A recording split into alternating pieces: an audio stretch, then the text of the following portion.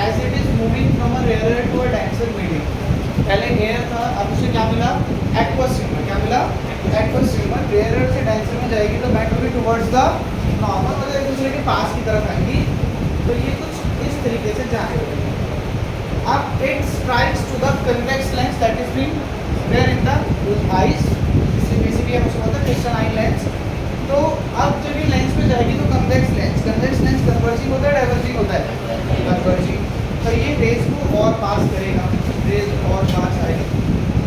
अब जब ये मीनवाइल इस लिक्विड में से जा रही है विच इज विट्रस ह्यूमर, ये भी क्या करेगा, दोबारा से रिफ्रैक्शन करेगा, दोबारा से क्या करेगा, रिफ्रैक्शन करेगा, तो और ज़्यादा बेंड होगी और अल्टीमेटली ये रेज जाकर कहाँ इंटरसेक्ट करेगी, रेटिना पर, कहाँ इंटरसेक्ट करेगी, रेटिना पर। तो तीन जगह से रिफ्रैक्शन हुआ, पहला हुआ एक्वस ह्यूमर से, दूसरा हुआ लेंस से और तीसरा हुआ विट्रस ह्यूमर से। इन तीनों ने रेज को एक दूसरे के पास भेजा और ये इमेज का जो रेज है कहाँ इंटरसेक्ट करेगी, एट रेटिना। तो अब जब रेटिना पर जब भी रेज इंटरसेक्ट करेगी, रेटिना पर इमेज बनेगी और ये जो है ऑप्टिक नर्व्स हैं, ऑप्टिक नर्व्स क्या करेंगी, इन सिग्नल्स को फटाफट कहाँ कर ली जाएगी, ब्रेन कर ली जाएगी और हम ऑब्जेक्ट को देख पाएंगे। दिस इज द प्रोसेस, ठीक। This is how the working of eye is basically happens. So एक बार पढ़ते हैं फटाफट से, क्या कह रहे हैं, क्या रहे, द लाइट रे is coming from the object enters through cornea, कहाँ से एंटर करती है, cornea has a thin membrane over the eyeball, passes through the pupil, enter कहाँ से होगी, pupil, and falls on the eyelens, जाकर किस पे गिरेगी, eyelens, which is basically a convex lens, that is a converging lens.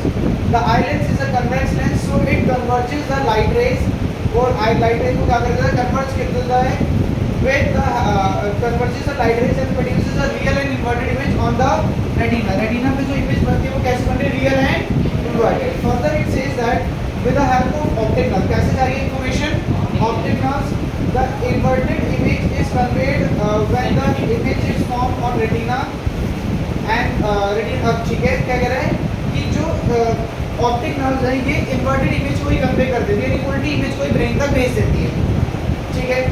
कह रहा है जैसे क्या हो रहा है प्रोसेस, कह रहा है जैसे ही जो रेज हैं वो रेटिना पर गिरती है, रेटिना क्या हो जाता है, एक्टिवेट हो जाता है and forms an electric signal, और क्या बनाता है, electric signal. The electric signal are send to brain, ये इलेक्ट्रिक सिग्नल कहाँ पर भेजे जाते हैं, ब्रेन तक। कौन लेकर जाता है, ऑप्टिक नर्व। देखो ऑप्टिक वर्ड रिलेटेड ही लाइट से, इमेज से होता है, ठीक है, तो लेके जाता है and give rise to sensation of vision, इस वजह से हमें ऑब्जेक्ट दिखाई देते हैं। Although the image is formed on retina is inverted, बेशक से जो इमेज रेटिना पे बनी हुई इमेज कैसी है, inverted, our mind interpret the image of the object as erect, लेकिन तब भी हमारा माइंड उस इमेज को कैसा मानता है, इरेक्ट, यानी वो अज्यूम कर लेता है कि इमेज कैसी है, इरेक्ट है। तो this is how the I works. अब मुझे बताओ ये पैराग्राफ और ये डायग्राम, क्या दोनों बातें आपको क्लियर है?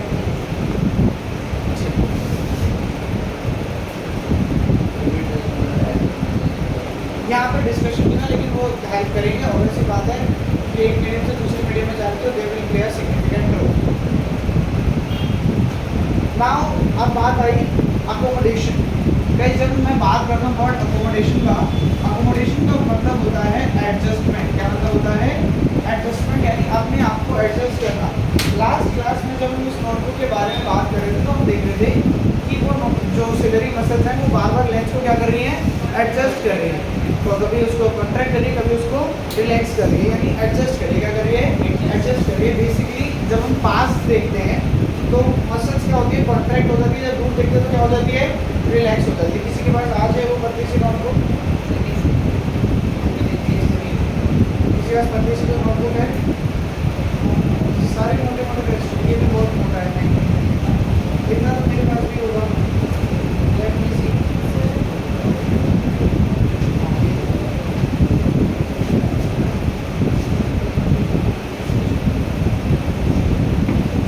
अब मेरे से आज पीएन ने क्वेश्चन पूछा कि सर देखो आप कह रहे हो कि जब पास देख रहे हैं तो कॉन्ट्रैक्ट कर रहा है, यानी मसल्स को फोर्स लगाना पड़ रहा है, जब दूर देख रहे हैं तो क्या हो जा रहा है, रिलैक्स। तो सर दूर का तो दिखना चाहिए क्योंकि फोर्स नहीं लगाना पड़ रहा, आसान हो जाएगा। लेकिन जब आप ज़्यादातर जो चीज़ें हैं, आप जो काम करते हैं, आप सुबह उठते हैं, आप सुबह जाते हैं स्कूल में 8 बजे से लेकर 1, 1:30, 2 बजे तक, जब तक कि आपका स्कूल है, आप पढ़ाई कर रहे हैं। पढ़ाई करते टाइम अपनी नोटबुक में देख रहे हैं, अपनी बुक में देख रहे हैं, लिख रहे हैं, तो आप पास देख रहे हैं। आप घर आते हैं, थोड़ी देर रिलैक्स करने के लिए फ़ोन चलाते हैं, टीवी देखते हैं, पास देख रहे हैं, ठीक है। अभी आप पढ़ाई कर रहे हो, अपने पास में नीचे पढ़ रहे हो, नोट्स को देख रहे हो, पास में देख रहे हो। तो हमारा जो मोस्टली काम देखने का वो किधर है, पास का। तो अब अगर मैं इस बुक को ज़्यादातर समय ऐसे ही रखूँ, बहुत ज़्यादातर समय ऐसे ही रखूँ और फिर बाद में छोड़ दूँ, कि अपने आप सीधी हो पाएगी? नहीं, ये टेढ़ी हो जाएगी। सेम ये काम हमारे लेंस के साथ हो रहा है। जब लेंस बहुत समय तक ऐसे कॉन्टैक्ट में रह रहा है तो उसकी शेप ही वैसी हो जाएगी, उसकी इलास्टिसिटी को लूज कर दे रहा है, जिस वजह से वो सीधा ही नहीं हो रहा। अब मसल्स का काम खींचना नहीं है, मसल्स का काम खींचना नहीं, उनका काम है कॉन्ट्रैक्ट करना। कॉन्ट्रैक्ट उन्होंने कर दिया, अब वो खींचेगा नहीं, उसने छोड़ दिया। अब छोड़ने के बाद भी अगर ये ऐसे ही रह रहा है तो क्या आप वो देख पाओगे? नहीं। समझ पाए बात को? पढ़ो जरा। तो अकोमोडेशन मतलब, एक सेकंड फिर मैं आपको क्वेश्चन बताता हूँ। अकोमोडेशन का मतलब है एडजस्टमेंट करना। हमने कहा ये अपने आप को एडजस्ट तो कर रहा है, अपने आप को एडजस्ट तो कर रहा है, but there is a limit for everything. क्या हम इसे चाहते हैं जितना भी एडजस्ट करवाना चाहे उतना एडजस्ट कर लेगा? नहीं, इसकी भी एक लिमिट होगी। यानी इसकी थिकनेस बढ़ तो रही है लेकिन एक एक्सटेंट तक बढ़ पाएगी, उसके आगे और थिकनेस नहीं बढ़ पाएगी। यानी कि ये जो लेंस है ये अपने आप को एडजस्ट तो कर रहा है, लेकिन किस लेवल तक जाकर अपने आप को एडजस्ट कर सकता है, उस लेवल को कहा जाएगा पावर ऑफ अकोमोडेशन। क्या कहा जाएगा? Power of accommodation. पहले एक बार ये डेफिनेशन पढ़ लेते हैं, देन टेक योर डाउट्स। अच्छा, इससे पावर ऑफ अकोमोडेशन से मुझे एक और बात ध्यान आई, पावर का फॉर्मूला क्या होता है? 1/f। मैंने कहा ये तब है जब मसल्स रिलैक्स है, ये तब है जब मसल्स क्या है? कॉन्ट्रैक्ट है। इस केस में फोकल लेंथ ज़्यादा है और इस केस में फोकल लेंथ कम है। अब पावर उल्टा चलेगा, पावर क्या होगा? Reciprocal of focal length. Focal length बढ़ता है तो पावर कम हो जाती है, और फोकल लेंथ कम होता है तो पावर बढ़ जाती है। यहाँ फोकल लेंथ बढ़ा तो इसकी पावर क्या होगी? डिक्रीज। फोकल लेंथ कम हो तो पावर क्या हो जाएगी? डिक्रीज बढ़ जाएगी। कह रहा है अकोमोडेशन का मतलब क्या है? It is the ability of the eye lens to focus near and far away object by adjusting the focal length. जैसे मैंने बताया अकोमोडेशन का मतलब क्या होता है? एडजस्ट करना। तो ये किस लेवल तक एडजस्ट कर रहा है, ये उसके पास कितनी कैपेबिलिटी है एडजस्ट करने की, उसको क्या कहा जाएगा? अकोमोडेशन। पास देखने के लिए भी एडजस्ट करना पड़ेगा, दूर देखने के लिए भी एडजस्ट करना पड़ेगा। एक सिंपल सा काम करो, please hold your pain in this manner. सब करेंगे फटाफट ये काम। अब एक बार अपने पेन को ध्यान से देखो, पेन के ऊपर फोकस करो और मुझे देखकर ये बताओ क्या पीछे की चीजें ब्लर हुई या नहीं हुई? बच्चों मेरी तरफ करो पेन ऐसे ऊपर। आप पेन को देखो और बताओ पीछे की चीजें ब्लर हुई या नहीं हुई? या दोनों बहुत क्लियरिटी से दिख रहे हैं, एचडी से दिख रहे हैं? ब्लर। अब एक बार मुझे देखो और बताओ पेन ब्लर हुआ नहीं हुआ? बिल्कुल। जब हम पास देख रहे हैं तो फोकल लेंथ ने अपने आप को पास के हिसाब से एडजस्ट कर लिया, तो दूर की चीजें कैसी दिख रही हैं? ब्लर। जब हम दूर देख रहे हैं तो फोकल लेंथ ने दूर के हिसाब से एडजस्ट कर लिया, तो पास की चीजें कैसी दिख रही हैं? ब्लर। तो फोकल जो ये लेंस है अपने आप को क्या करता है? एडजस्ट करता है। आपने देखा हो जो प्लेयर्स होते हैं, क्रिकेट प्लेयर बेसिकली जो बैट्समैन होते हैं, वो ना बॉल को लेकर ना अपने आंखों के आगे ऐसे ऐसे घुमाते हैं, आसपास दूर दूर करते हैं, ताकि क्या हो? लेंस अपने आप को एडजस्ट करे। अब सोचो एक प्लेयर को किस तरीके से डील करना पड़ रहा है। जब वो खेल रहा है, सामने से एक फास्ट बॉलर आ रहा है, ठीक है, जो बहुत तेज बॉल डालने वाला है। अभी बॉल दूर है, अब वो दूर से कैसे आ रही है? धीरे धीरे पास आ रही है। तो पहले फोकल लेंथ को इस तरीके से एडजस्ट होने की दूर, फिर धीरे धीरे इस तरीके से एडजस्ट होना, ऑब्जेक्ट कैसा आ रहा है? पास। तो लेंस का जो फोकल लेंथ तो हर समय पे क्या हो रहा है? चेंज हो रहा है, ताकि उसको क्लियरली दिखाई दे सके। तो हमने कहा it is the ability of the eye lens to focus near and far objects by adjusting the focal length. आप देखो जरा क्या कह रहा है? The focal length of the eye lens is controlled by ciliary muscles. ये focal length को कौन कंट्रोल करता है? Ciliary muscles. मैंने कहा मसल्स आर रिलैक्स। अब देखो ये रिलैक्स वाला स्टेट है। When the muscles are relaxed, जब मसल्स रिलैक्स होंगे, the lens become thin. Lens कैसा हो जाएगा? थिन हो जाएगा। And the focal length decreases नहीं, इंक्रीजेस। क्या हो जाएगी? फोकल लेंथ बढ़ जाएगी। ठीक है। अब सेकंड पॉइंट पढ़ो। व्हेन द मसल्स कॉन्ट्रैक्ट, जब मसल्स कॉन्ट्रैक्ट करेंगे, the lens become thick. Lens कैसा हो जाएगा? थिक हो जाएगा। तो फोकल लेंथ क्या हो जाएगी? डिक्रीज हो जाएगी। फोकल लेंथ क्या हो जाएगी, डिक्रीज हो जाएगी। यहाँ बाय मिस्टेक दोनों में डिक्रीज लिख दिया, ऊपर वाले में इंक्रीज आएगा और नीचे वाले में क्या आएगा, डिक्रीज आएगा। बताओ इस बात तक किसी को भी अगर कोई प्रॉब्लम लगे? कोई प्रॉब्लम नहीं है। अब सर जो 45 सेंटीमीटर के बाद वाली जो आइलैंड्स होते हैं वो अभी तो मैंने 25 सेंटीमीटर जैसा कुछ बताया है, very come to that don't worry about it. हाँ near point power of accommodation. देखिए मैंने आपको बताया अकोमोडेशन का मतलब है अपने आप को एडजस्ट करना।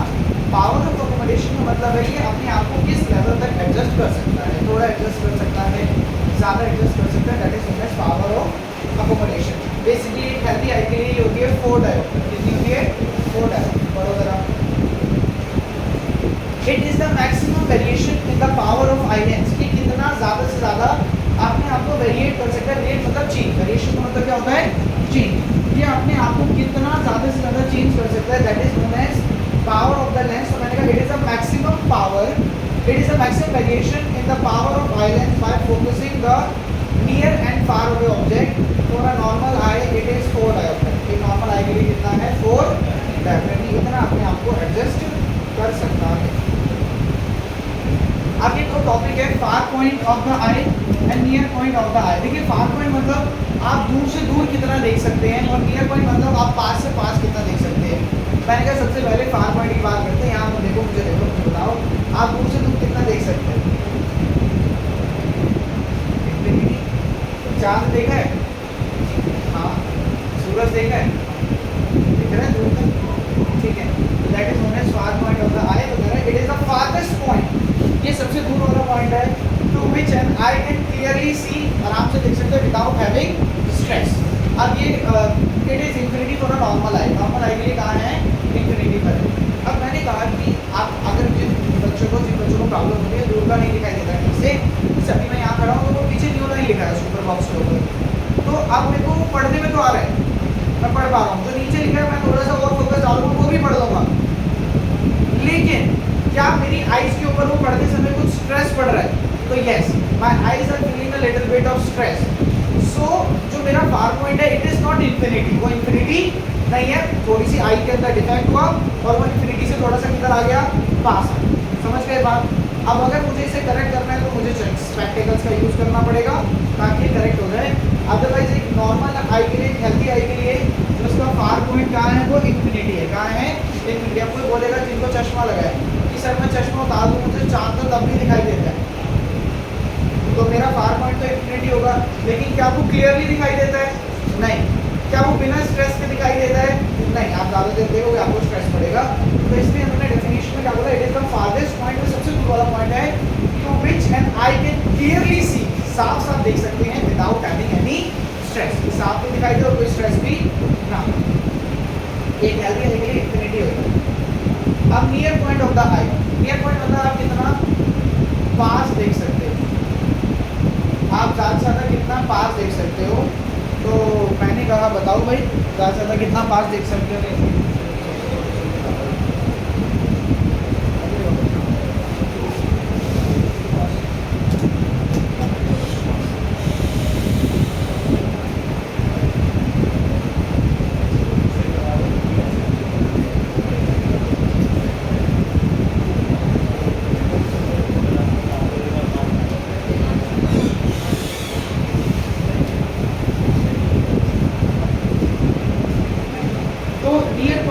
मुझे बताओ पास से पास कितना पास देख सकते हैं? सर हम तो आँख पे ही रख लें तो भी दिखाई दे रहा है। ठीक है, चलो एक काम करो, लो पेन इधर रख दो आँख के आगे और इसके ऊपर पूरा फोकस करने की कोशिश करो। बताओ दिखाई दे रहा है कि नहीं दे रहा? क्लियरली दिखाई दे रहा है? इतना नहीं दिखाई दे रहा, क्लियरली नहीं दिखाई दे रहा। तो सर मैं 1 सेंटीमीटर पास का तो नहीं देख सकता क्लियरली। और तो करो अब सर थोड़ा बेटर दिखाई दे रहा है, लेकिन मैं बोल रहा हूँ 5 मिनट दिखाऊंगा ना आंखें दर्द होने लग जाएंगी। तो मतलब मैं ऑब्जेक्ट को अपने से कम कितना दूर रखूं कि मुझे क्लियरली दिखाई दे और मेरी आईज के ऊपर कोई स्ट्रेस ना आए। मुझे क्लियरली भी दिखाई दे और मेरी आईज के ऊपर कोई स्ट्रेस ना आए। तो मैंने कहा कम से कम आपको ऑब्जेक्ट को रखना चाहिए at a distance of 25 centimetre. कहाँ पर रखना चाहिए? At a distance of 25 centimetre. यानी अगर ऑब्जेक्ट 25 सेंटीमीटर मेरी आंख से दूर है तो मैं इसको क्लियरली देख सकता हूँ बिना किसी स्ट्रेस के। अगर उसके पास है तो मुझे ये क्लियरली दिखाई नहीं देगा। ये एक एवरेज नंबर होता है, ये नहीं कि आप 24 पर रख के बोलो देखो सर मैंने 24 सेंटीमीटर पर रख रखा है, 5 मिनट हो गए मेरे को तो कोई दिक्कत नहीं है, ये एवरेज निकाल रखा है। ठीक है। The minimum distance eight which an object can be seen clearly. देखो क्लियरली तो दिखाई देगा, जब मैं यहाँ भी रख रहा हूँ तो मुझे क्लियरली दिखाई दे रहा है, but without having any strain मतलब आपको बिल्कुल स्ट्रेस तो नहीं पड़ा, नहीं स्ट्रेस पड़ा है। तो जितना कम से कम दूर रख सके रखें और हमें क्लियरली दिखाई दे उसे कहा जाता है near point of the I. It is 25 centimetre for a normal person. तो नॉर्मल पर्सन के लिए कितना है? 25 सेंटीमीटर। बताओ क्या दिक्कत है? अच्छा कभी आप लोगों के साथ ऐसा हुआ that you are searching for something और ऐसे पूरे जगह पर देख रहे हो, भीड़ है, मार्केट में हो and you are searching for a certain person, school ground में हो, लंच हो रहा है, किसी को देख रहे हो, ऐसे करना तुम्हारे लिए एकदम से दिखाई दिया, ऐसे मुँह आगे करा लगा रहे हो तो दिखाई दिया अभी, और पीछे मुँह करके दोबारा देखने की कोशिश करो। ऐसा कभी तो हुआ है आप लोगों के साथ? तो सामान बोल रहा हूँ मैं ऐसे देख रहा हूँ क्लास में आज अरान आया नहीं आया, तो भाई मैंने ऐसे देखा और उनके मुँह करके तो बोला अरे यहाँ अरान बैठा है, मैंने वापस से मुड़ के देखा। यानी जब मैं किसी भी ऑब्जेक्ट को देखता हूँ तो मेरी आई के अंदर उसकी एक इमेज बनती है रेटिना के ऊपर, राइट। मेरा ये क्वेश्चन है वो इमेज रेटिना के ऊपर कितनी देर तक रहती है?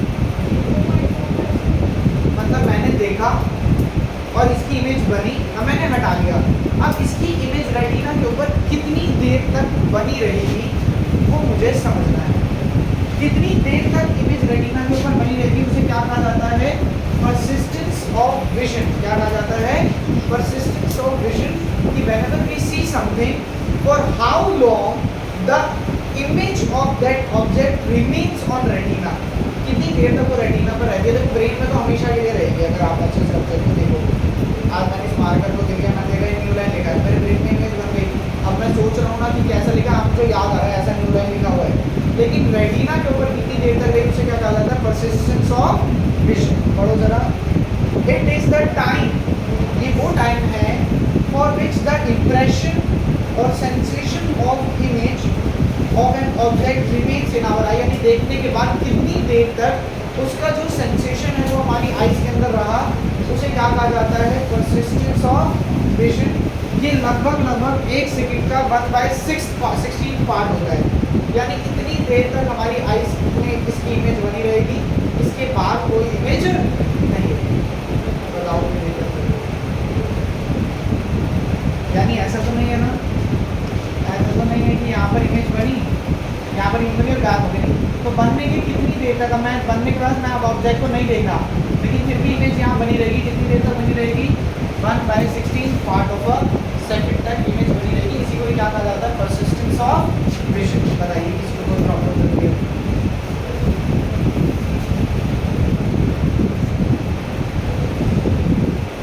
ये छोटे छोटे टॉपिक है, 1 मार्क में अगर डेफिनेशन कभी आ जाए आपकी किस्मत अच्छी हो तो आ जाए, अदरवाइज बड़े क्वेश्चन के टॉपिक से निकलते हैं, 5 पॉइंट 10 पॉइंट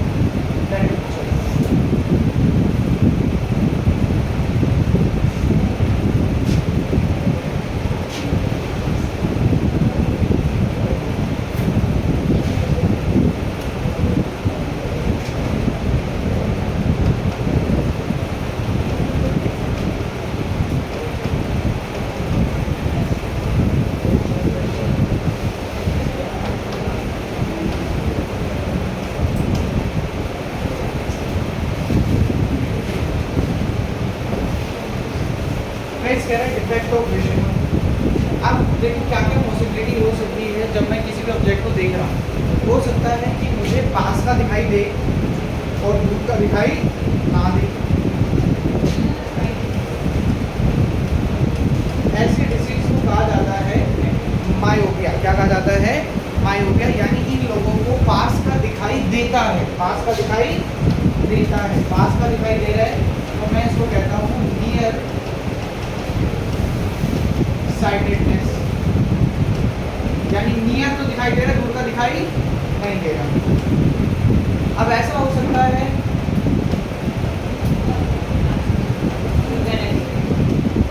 इसका अपोजिट हो सकता है। इसमें पास का दिख रहा था, दूर का नहीं दिख रहा था। इसमें क्या होगा, इसमें दूर का तो दिखेगा लेकिन पास का दिखाई नहीं देगा। दूर का दिखाई दे रहा है तो दूर मतलब फार, फार साइडेडनेस, यानी फार का दिखाई दे रहा है और नियर का दिखाई नहीं दे रहा है, फार साइडेडनेस। और हो सकता है कि ऐसा हो जाए कि ना पास का दिखाई दे ना दूर का दिखाई दे। दिखाई ना दे का मतलब ये नहीं कि वो पर्सन ब्लाइंड हो गया है, कंफ्यूज नहीं होना है। पास दिखाई ना देने का मतलब है कि या तो क्लियरली नहीं दिखाई दे रहा, और अगर क्लियरली दिखाई दे रहा है तो उसकी आंखों पर क्या पड़ रहा है, स्ट्रेस पड़ रहा है। तो अगर दोनों हो जाए तो ऐसे डिसीज को, ऐसे डिफेक्ट को हमने क्या नाम दिया, प्रेस बायोपिया। अटेंडेंस बोलेंगे और फिर इनके बारे में हम डिस्कस करेंगे।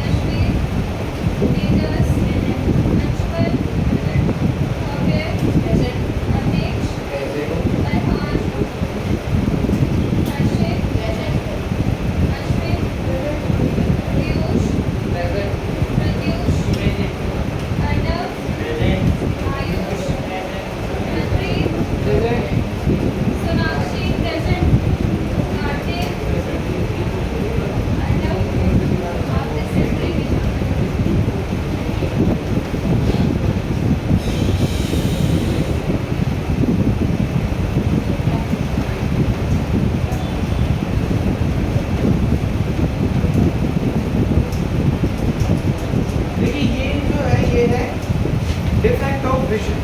अब एक टर्म होती है कैटरैक्ट। कैटरैक्ट मतलब बेसिकली मोतियाबिंद। अब वो क्या होता है, उस केस में जो क्रिस्टलाइन लेंस है, ये जनरली हमारी एज में नहीं होता, ये ओल्ड एज में होता है। जो क्रिस्टलाइन लेंस है वो एक लेंस है, आप जो स्पेक्टिकल्स भी यूज़ करते हो over a long period of time वो थोड़े से शेडी हो जाते हैं, कलर स्क्रैची हो जाते हैं और अच्छे से उसमें से दिखाई नहीं देता है।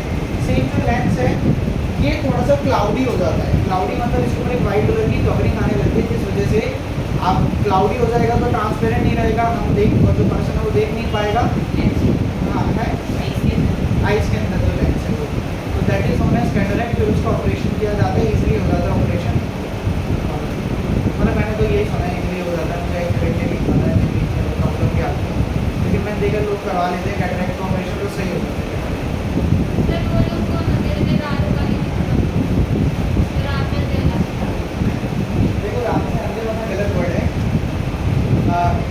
हमने डिस्कस किया था लास्ट क्लास में कि हमारी आइज में दो तरीके के सेल्स होते हैं, rod cells and cone sales.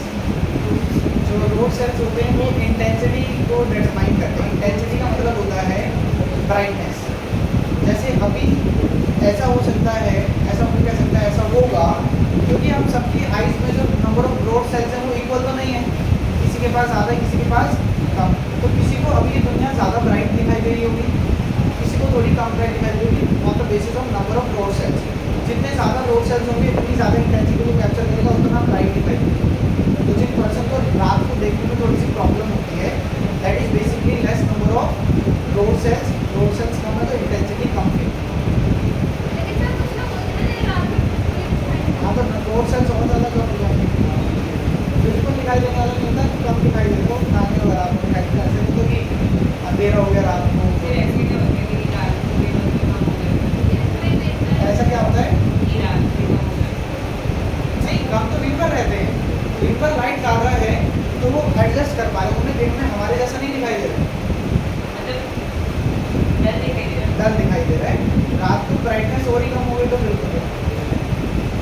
और विद एज क्या होता है, with age number of rod cells वैसे भी कम होते जाते हैं। तो जैसे हम लोग हैं, हम लोग जैसे मैं बताऊँ, मैं जब फ़ोन को यूज़ करता हूँ तो मैं भी फ़ोन की brightness most of the time 0 रहती है, ठीक है, मतलब 70% 0 रखता हूँ, 30% में थोड़ी बहुत ब्राइटनेस फुल तो कभी करेगी जी। बट जैसे जैसे एज बढ़ेगी तो नंबर ऑफ रोड सेल्स कम हो जाएगा तो ब्राइटनेस कम कैप्चर होती है, तो हमें फ़ोन की ब्राइटनेस पूरा करना पड़ता है पड़ा।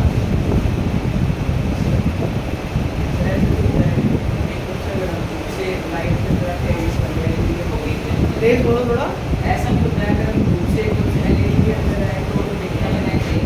ये क्लास में बताया था मैंने, क्या होता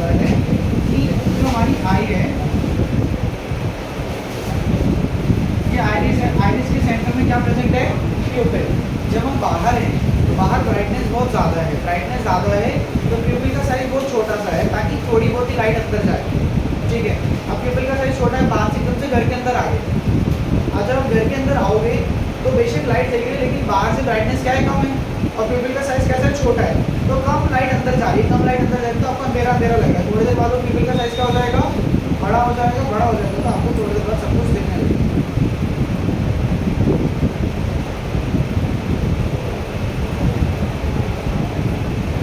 तो ये 3 तरीके की प्रॉब्लम्स होती हैं, they are known as defect of vision. और डिफेक्ट ऑफ विजन में हमें कुछ चीज़ों के बारे में हमें एक प्रोसेस के थ्रू पढ़ना है, हमें क्या क्या आना चाहिए। हमें सबसे पहले आना चाहिए कि ये डिफेक्ट ऑफ विजन क्या होता है, ठीक है, what are the causes behind them, how can we cure them, and diagram of defective eye and cured eye दोनों आनी चाहिए, ठीक है। तो ध्यान से देखना, नोट्स में बहुत सॉर्टेड तरीके से लिखा है, मतलब जैसा लिखा है ना ऐसे ही आपको लर्न करना है, ऐसे ही एग्जैक्टली आपको एग्जाम में लिख देना है, ज़्यादा आपके साथ इसमें प्रॉब्लम नहीं आनी है। क्या कह रहा है, पढ़ते चलेंगे, मतलब मैं बोलूँ इतना कुछ समझाने वाला भी नहीं होगा, सिर्फ it is all about learning. क्या कह रहे हैं, मायोपिया क्या है, it is the defect of vision when a person can not C the far object clearly, last में लिखा वैसे, cannot see the far object but can see the nearby object clearly। कि मायोपिया ऐसी problem है जिसमें जो person है उसे जो दूर वाले ऑब्जेक्ट्स हैं वो तो साफ से क्लियरली दिखाई नहीं देंगे विदाउट हैविंग एनी स्ट्रेस, लेकिन पास के दिखाई देंगे। अब क्वेश्चन आएगा, ये नोट बड़ा इंपॉर्टेंट नोट है, देखो ये सारी बातें ना जो तो लिखी है ये सारी इंपॉर्टेंट है, यहाँ पे एक एक चीज़ इंपॉर्टेंट है, सब याद करना पड़ेगा। क्या है, during myopia the image is form before retina. इसका क्या मतलब है, इसका मतलब है कि जब एक पर्सन को मायोपिया होता है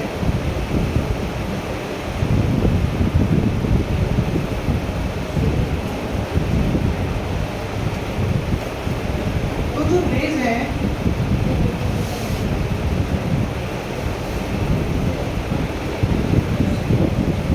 वो ना रेटिना से पहले मिल जाता है, रेटिना से पहले मिल जाती है। इसका क्या रीज़न हो सकता है, अगर ये जो रेटिना से पहले मिल रही है, यानी जो मोस्टली बच्चे हैं क्लास में, जो भी बच्चे हैं जिन्होंने स्पेक्टेकल लगा के सबको मायोपिया है, यानी जो उनकी रेज है वो चश्मा हटा के जो उनकी रेज है वो रेटिना से पहले इंटरसेक्ट हो रही है।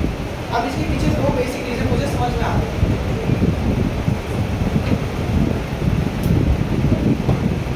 पहला रीज़न मुझे ये समझ में आता है कि सर देखो, पहले जो इनकी आईबॉल थी वो इतनी थी तो इमेज रेटिना पर ही बन रही थी, लेकिन किसी भी रीजन की वजह से आईबॉल का साइज क्या हो गया, बड़ा हो गया, एलोंगेशन इन आईबॉल। अब आईबॉल तो पीछे चली गई लेकिन इमेज तो यही बन रही है, इमेज तो यही बन रही है। रेटिना के ऊपर बनी नहीं, रेटिना के ऊपर नहीं बनी तो ऑब्जेक्ट क्लियरली विजिबल नहीं होगा, पहला रीजन, पहला cause.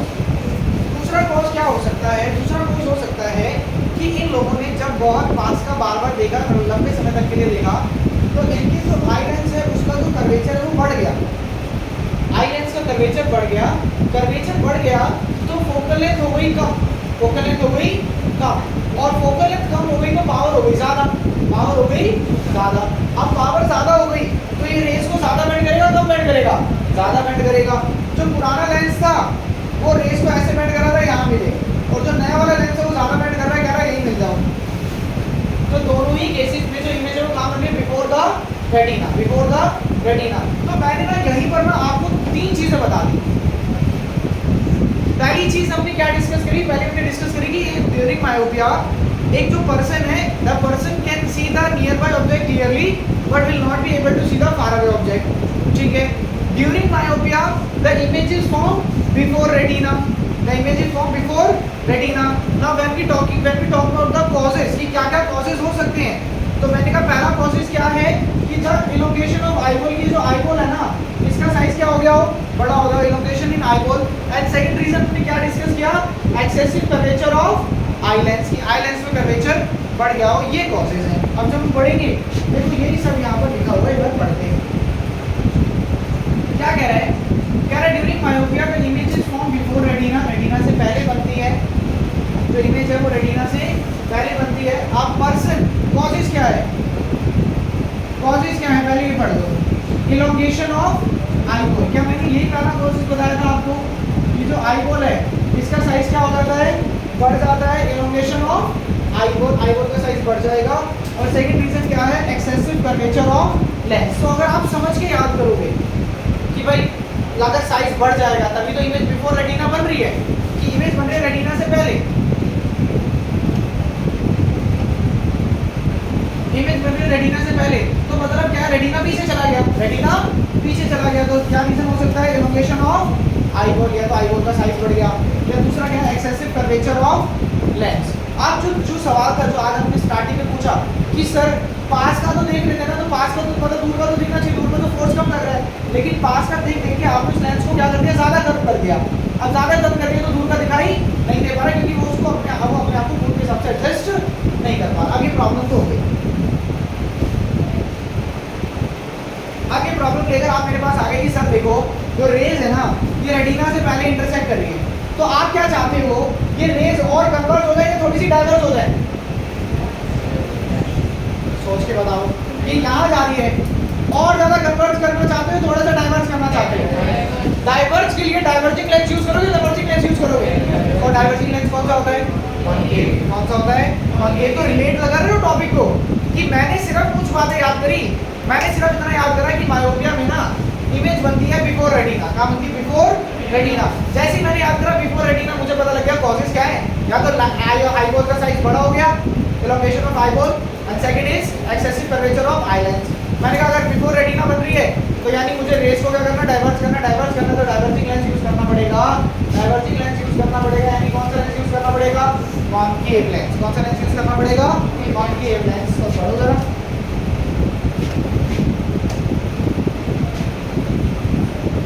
Remedy, the defect can be corrected by using concave lens. कौन सा lens, concave lens of appropriate power.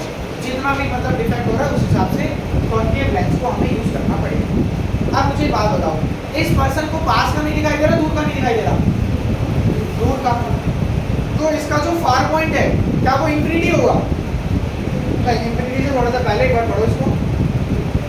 A person with this defect, एक पर्सन जिसका डिफेक्ट है, has far point, उसका जो फार पॉइंट है वो कैसा होगा, नियर देन इंफिनिटी। देन मतलब THAN, नियर देन इंफिनिटी, यानी इंफिनिटी से पहले हो जाएगा, उसको इंफिनिटी का दिखाई नहीं देगा। रेमेडी बोला एप्रोप्रिएट कॉनकेव लेंस यूज करना पड़ेगा। और ये रहे डायग्राम, इसको अभी भूल जाओ, इसको छोड़ दो, कोई दिक्कत नहीं। इसको देखो,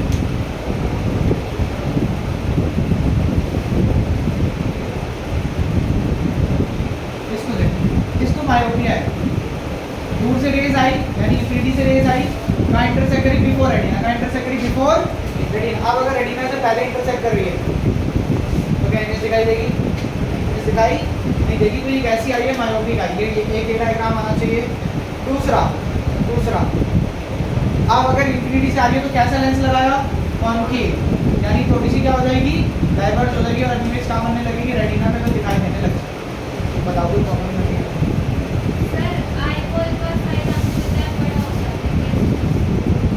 मतलब वर्टिकल रीजन हो सकते हैं, बॉडी ग्रो कर रही है, आईबॉल का साइज बढ़ा है, सबकी कर रही है, लेकिन किसी का आईबॉल उस लेवल का ग्रो कर रहा है, किसी का नहीं कर रहा, इसका ज़्यादा ग्रो हो गया। तो और देखो बेसिकली सेल्स है, ग्रोथ हर जगह हो रही है, किसी कोई कम ज़्यादा, कभी ज़्यादा ग्रोथ हो रही है, कोई ज़्यादा कम ग्रोथ हो रही है, किसी का आईबॉल का तो साइज तो बढ़ गया तो इमेज पहले बनने लग गई। कितना नंबर है चश्मे का, आसपास तो पता होगा, 0.25 है, 3 है, अभी तुम्हारा कितना, 1 पॉइंट समथिंग, तो तुम्हारा लेंस तो बड़ा मोटा से कितना है, 800, बब्बे कितना है, 7 है, कितना है दो का,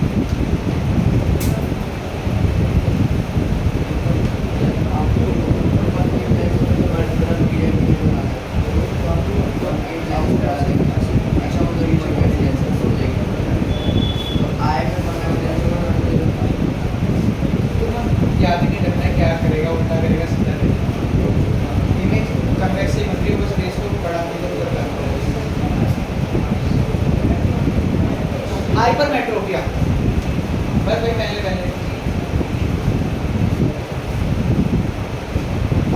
अब देखो यहाँ उल्टा काम होगा। हाइपरमेट्रोपिया मायोपिया का अपोजिट है। तो मायोपिया में इमेज बन रही थी बिफोर रेटिना, तो इसमें क्या बनेगी आफ्टर रेटिना।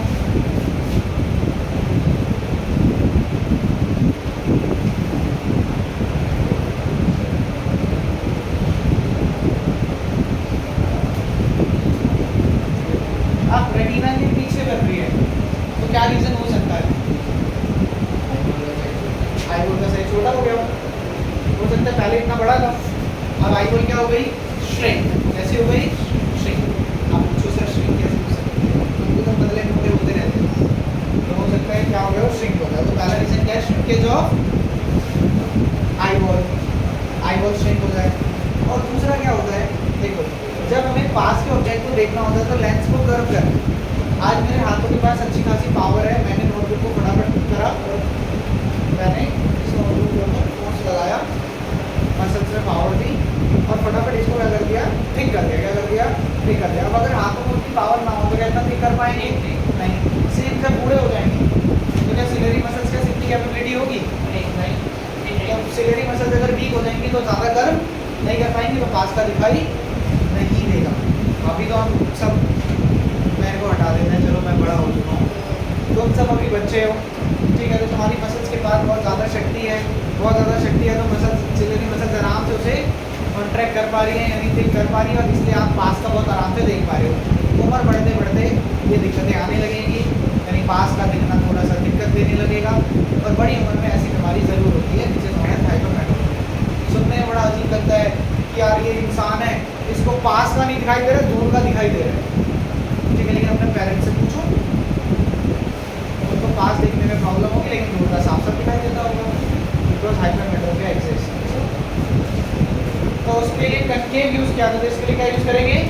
कन्वेक्स, ताकि थोड़ी कन्वर्ज हो जाए और यहीं पर यहाँ पर आकर कन्वर्ज हो जाए और यहीं आकर मिल जाए। सब कुछ अपोजिट चलेगा, पढ़ते चलेंगे। A person suffering from hypermetropia, एक पर्सन जिसको हाइपरमेट्रोपिया है, can see the far object clearly, वो दूर के ऑब्जेक्ट क्लियरली देख सकता है, but can not C the nearby object, और पास के ऑब्जेक्ट को नहीं देख सकता है। During hypermetropia image is form after the retina. Hypermetropia का नाम है आफ्टर द रेटिना, यानी रेटिना के पीछे। कॉजेस एक बार पहले कॉजेस पढ़ लेते हैं, जो दो मैंने बताए, श्रिंकेज ऑफ आईबॉल, आईबॉल क्या हो जाती है? श्रिंक हो जाती है, तो बनता है, या फिर weakening of ciliary muscles, ciliary muscles क्या हो जाती हैं? तो वीक हो जाती है। तो अगर समझ आ जाएगा तो फिर तो मतलब याद करना भी आसान हो जाएगा, फिर एट टाइम याद करना ही करना है। तो क्या लगता है, क्या ये 25 सेंटीमीटर तक के ऑब्जेक्ट को ठीक से देख पाएगा? नहीं, उसे क्या करना पड़ेगा और दूर रखना पड़ेगा। तो a person with this defect has near point more than 25 centimetre, यानी वो 25 सेंटीमीटर की उससे ज़्यादा दूर रखोगे तभी उसे दिखाई देगा, और इस वजह से ये डिफेक्ट होता है। अब कह रहा रेमेडी क्या है? एप्रोप्रिएट लेंस में कौन सा लेंस यूज करो? Convex lens. हाइपरमेट्रोपिक आई है, इमेज कहाँ बन रही है? Before after the retina, retina के पीछे बन रही है, करेक्ट करने के लिए कन्वेक्स लगाया तो कहाँ बन गई? रेटिना का बताओ तो आराम से।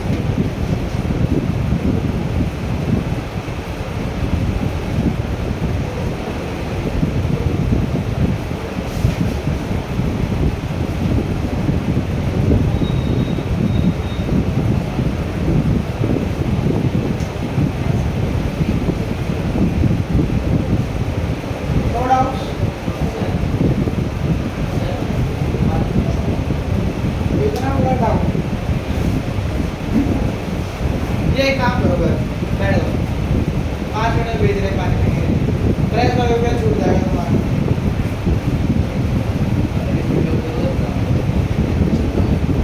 हाँ ये छोड़ दे,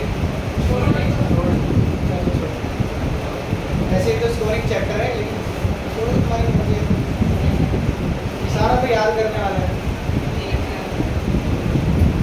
फ्रेश बायोपिया, पास का भी नहीं दिख रहा, दूर का भी नहीं दिख रहा। तो ड्यूरिंग ओल्ड एज, बूढ़ी उम्र में A person might not be able to see nearby and far object clearly. Nearby भी नहीं दिखेंगे और far भी नहीं दिखेंगे. That means the person is suffering from both myopia and hypermetropia. तो भाई अगर दोनों से सफर कर रहा है तो दोनों लेंस यूज करने पड़ेगी. आधा. अब जब दूर देखना होता है, पास देखते तो हमारी नजरें जनरली नीचे रहती हैं और दूर देखते तो जनरली जो हमारी विजन है वो जनरली ऊपर रहते हैं. तो ऊपर कौन सा लेंस यूज करते हैं? दूर देखने के लिए कौन से लेंस यूज कर रहे हैं? दूर में प्रॉब्लम आ रही है तो कॉन्केव. तो ऊपर कॉन्केव और नीचे कॉजेस क्या है? वीकनिंग ऑफ सिलेरी मसल्स है, तो सिलेरी मसल्स वीक हो चुकी हैं, एडजस्ट नहीं कर पा रही अपने आप को, और लॉस ऑफ इलास्टिसिटी मतलब आई लेंस यानी आई लेंस की इलास्टिसिटी कम हो गई है, कम इलास्टिक हो गया. पुराना हो जाता तो इलास्टिसिटी कम होगी. It can be corrected by using a bifocal lens. Bifocal lens use करना पड़ेगा. बायफोकल मतलब जिसमें कन्वेक्स भी हो और कॉन्केव भी हो. Consist of both convex and concave lens. The upper portion is concave. ऊपर वाला पोर्शन कैसा है? कॉन्केव मायोपिया के लिए, और लोअर पोर्शन कैसा है? कन्वेक्स हाइपरमेट्रोपिया के लिए. ऊपर कब देखते हो? जब दूर देखना हो ना, पास देखना होता है. तो दूर देखने के लिए कौन सा लेंस यूज करते हो? करेक्ट करने के लिए कॉन्केव. तो ऊपर कॉन्केव, नीचे. This is all about defect of vision. इतना ही है. कोई भी दिक्कत लगेगा तो बताओ.